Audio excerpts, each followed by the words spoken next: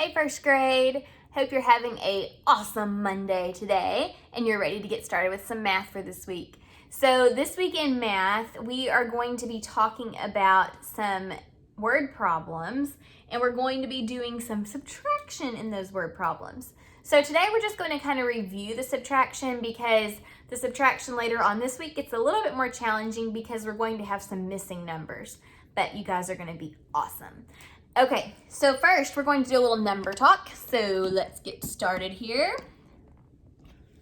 This month's strategy for math facts is doubles plus 1. So we're going to work a few problems involving doubles plus 1.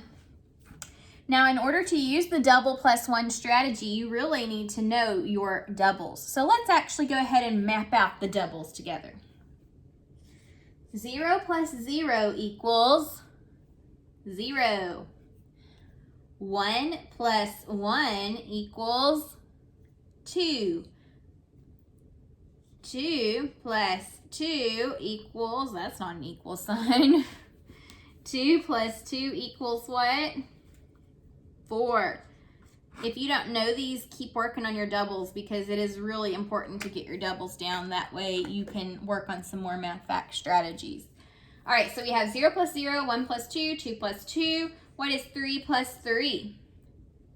3 plus 3 is 6. 4 plus 4 equals 8. 5 plus 5 equals 10. 6 plus 6 equals 12. I'm running out of room here. 7 plus 7 equals 14. 8 plus 8 equals 16. 9 plus 9 equals 18. And 10 plus 10 equals 20. Okay, so now that we've kind of talked about our doubles, it will be easier for us to solve doubles plus 1 problems. If you don't really know your doubles, it's going to be hard for you to use the double plus 1 strategy. So let's see. How about this math fact problem? If you are given the equation 3 plus 2, how can we solve this? Now, I know some of you may start taking your fingers and trying to figure out what is 3 plus 2 more. You can do that, but actually, if you know your doubles, you can solve this a lot more quickly. So with doubles plus 1, you can only use this strategy when the two add-ins are right next to each other on the number line or right next to each other when you're counting. So if you're counting 1, 2, 3, see, these two numbers are right next to each other. So we can use this strategy.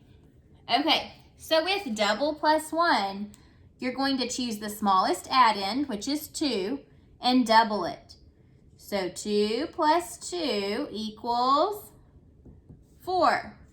And then we have to add one more. 4 plus 1 equals 5. Okay? So 3 plus 2 is 5. All we did was basically, when we doubled 2, we just said, instead of this being 3, let's have it be 2. 2 plus 2 is 4, and then we have one more in 3 that makes 5 altogether. All right, let's do another double plus 1 problem.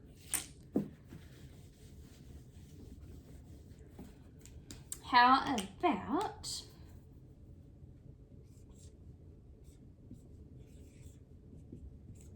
7 plus 8? All right, so remember when we do double plus 1, you choose the smaller add-in. 7 is smaller than 8, so we're doubling 7. 7 plus 7 equals 14. And then we have to add one more because this is double plus 1. What is 14 plus 1? 14 plus 1 is 15. Okay? And remember, with the counters, sometimes it's easier to see what we're doing. We're just saying, okay, we've got 7, there's 3, 4, 5, 6, 7, plus 8. 1, 2, 3, 4, 5, 6, 7, 8. Okay, so when we do double plus 1, we're saying 7 plus 7. So we're taking these 7 and adding 7 from this side. 1, 2, 3, 4, 5, 6, 7. We're doubling it, 7 plus 7, getting 14, and then we have one more we have to add on to it to get 15.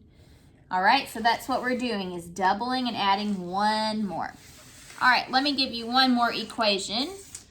Remember, an equation is just a number sentence. How about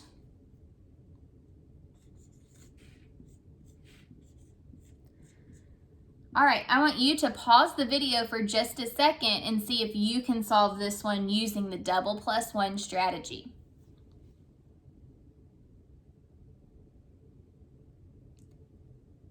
Okay. So remember, with double plus 1, you choose the smallest add-in first.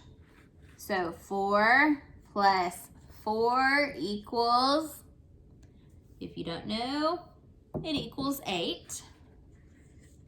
4 plus 4 equals 8, and then add one more. 8 plus 1 equals 9. So 5 plus 4 is 9.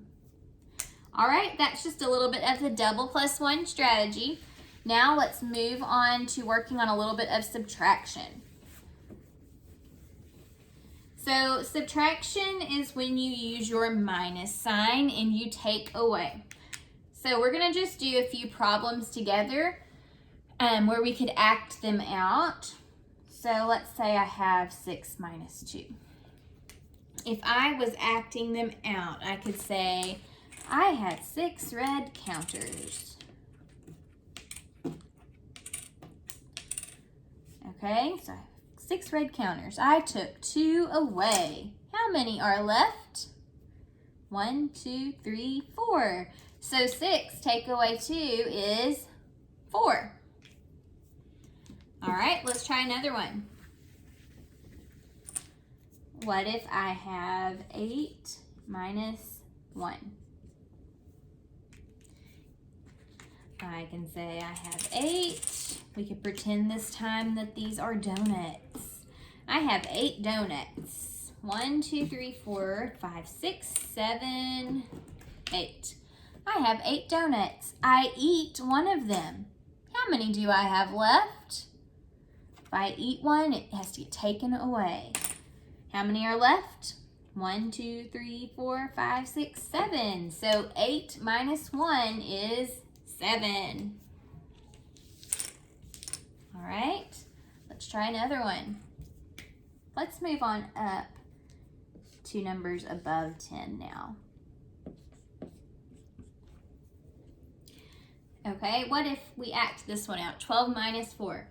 There were 12 students in my class. So I'm not going to take time to like draw them all perfect and cute, but I can just draw really fast. How many do I have so far? 1, 2, 3, 4, 5, 6, 7. Their heads are getting larger as I go. 8, 9, 10, 11, 12. Okay, I have 12 students in my class. 1, 2, 3, 4, 5, 6, 7, 8, 9, 10, 11, 12. 4 of them went home. So 1, 2, 3, 4 went home. How many students are left? Make sure we mark these out so you can't see them anymore. How many are left?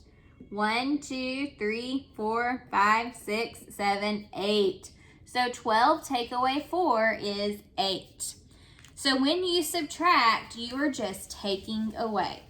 Tomorrow, we're going to look at some actual word problems together and really take a deeper dive into subtraction. Today was just to remind you that when you subtract, you are taking away. You are not adding and making a number larger. In fact, let's look at that problem we just did. Whenever you subtract, you start with a larger number. You start with the largest number first. 12 was the largest number I had. Oh, and I just reversed that. Oops. When you subtract, you take some away and you end up with an answer that is a smaller number because you're taking away. So 12 is the largest number in the whole problem and it's first. Whenever you subtract, the largest number in the whole problem is first. Okay? So tomorrow we're going to talk some more about subtraction and we're going to get a little trickier. So I'll see you then. Bye.